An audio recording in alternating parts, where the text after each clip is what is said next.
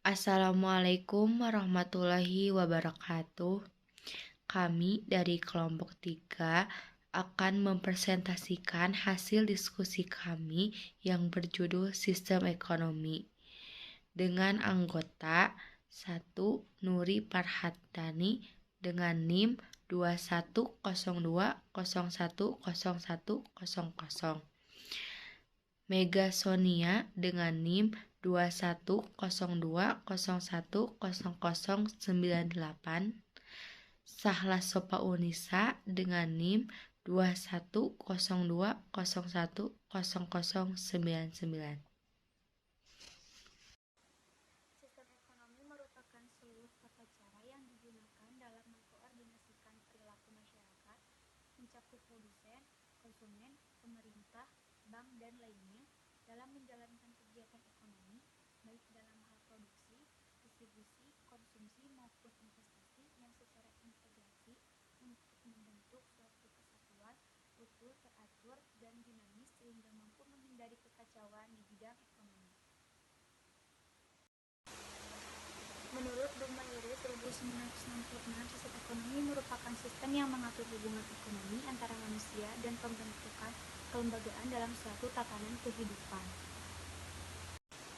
Menurut Gelarso 1992, sistem ekonomi merupakan cara yang digunakan untuk mengkoordinasikan perilaku keseluruhan masyarakat dalam menjalankan kegiatan ekonomi, baik itu produksi, distribusi, konsumsi, dan investasi, sehingga menjadi satu kesatuan yang teratur dan dinamis, dapat juga menghindari terjadinya kekacauan.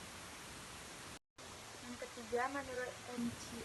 sistem ekonomi dapat didefinisikan sebagai seperangkat mekanisme dan institusi yang menjawab pertanyaan apa, bagaimana, dan untuk siapa barang dan jasa itu dibuat.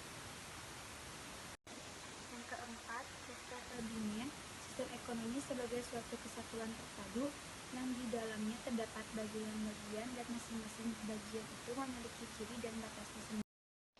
Menurut Gregory Grossman, sistem ekonomi adalah sekumpulan unit, agen, atau lembaga-lembaga ekonomi yang bukan saja saling berhubungan dan berinteraksi, tapi juga pada tingkat tertentu saling mempengaruhi. Menurut M. Hatta, sistem ekonomi yang baik haruslah berdasarkan asas kekeluargaan.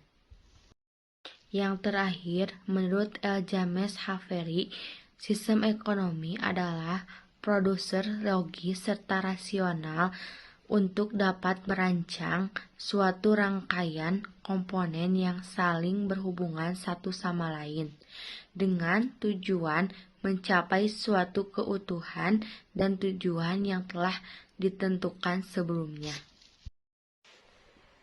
Jenis-jenis sistem ekonomi ada 5. Yang pertama, sistem ekonomi tradisional. Sistem ekonomi tradisional adalah sistem ekonomi yang dijalankan oleh masyarakat dengan tata cara yang biasa ditempuh masyarakat. Biasanya ini bersifat turun-temurun. Yang kedua, ada sistem ekonomi komando. Sistem ini di mana negara atau pemerintah memegang kendali penuh terhadap semua aktivitas ekonomi yang berlangsung di pasar dalam suatu negara. Yang ketiga, ada sistem ekonomi campuran. Sistem ekonomi campuran adalah sistem perekonomian yang menggabungkan lebih dari satu aspek sistem ekonomi. Yang keempat, ada sistem ekonomi sosial, di mana sistem yang seluruh kebijakan perekonomiannya ditentukan oleh pemerintah. Yang terakhir, ada sistem ekonomi pasar, adalah suatu sistem ekonomi yang menyerahkan seluruh kegiatan ekonomi seperti produksi, distribusi, dan konsumsi sepenuhnya kepada mekanisme pasar. Fungsi ekonomi. Bagi sebuah negara, sistem ekonomi memiliki peran dan fungsi yang sangat vital. Dalam menjalankan perekonomian, beberapa fungsi dari sistem ekonomi tersebut yaitu 1. Untuk penyedia dorongan dalam berproduksi. 2. Untuk mengordinasi kegiatan individu dalam perekonomian. 3.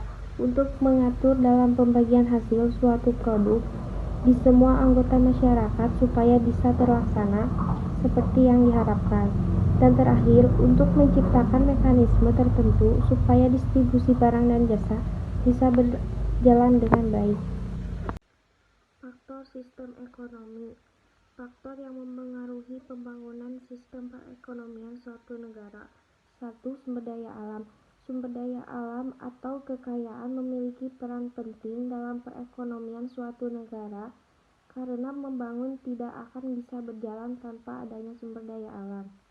Dalam hal ini, kita mengenal ada suatu jenis sumber daya alam, yaitu hayati dan non-hayati.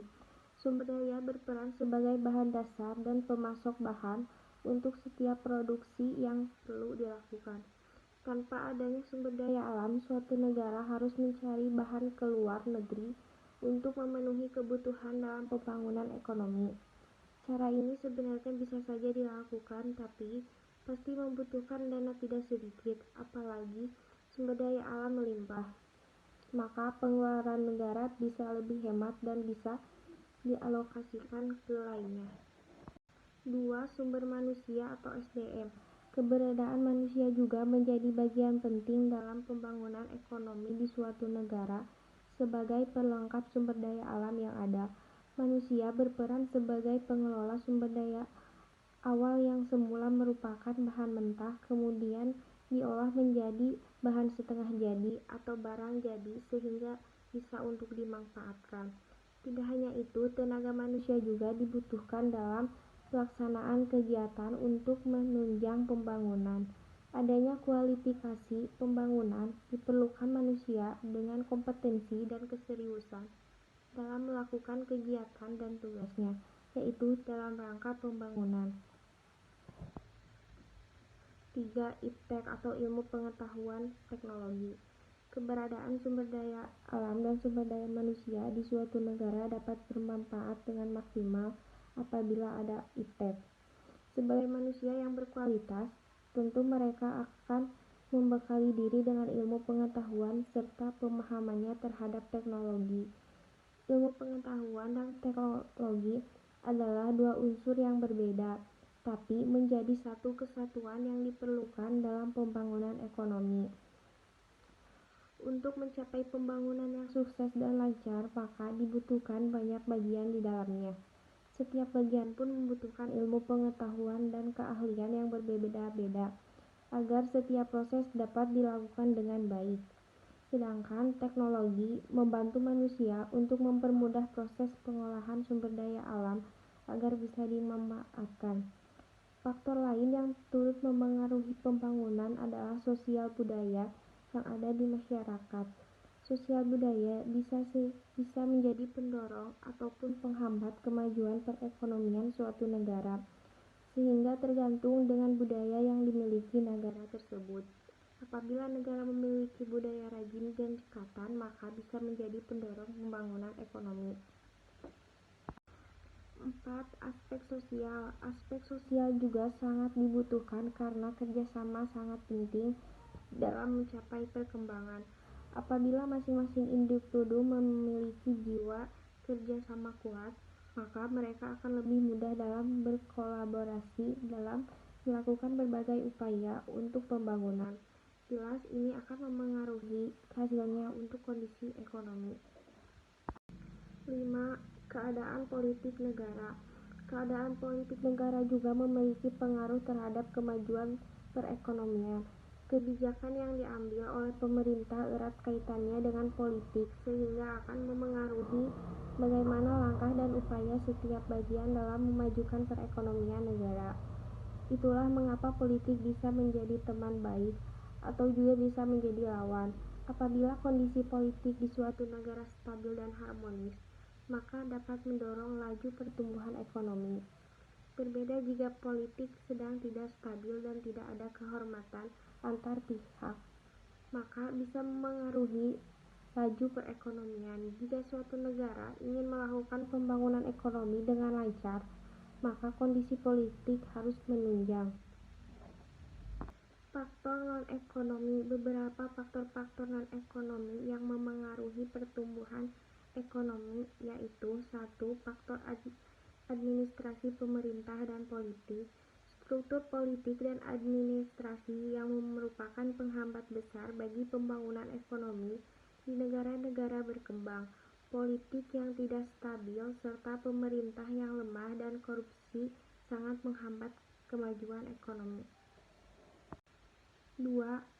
Aspek sosial budaya.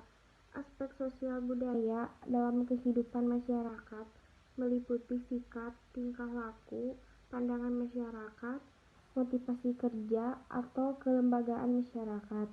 Pendidikan dan kebudayaan Barat membawa arah penalaran dan skeptisisme, menanamkan semangat baru, serta memunculkan kelas perdagangan baru. Dan terakhir, 3. Susunan dan tata tertib hukum.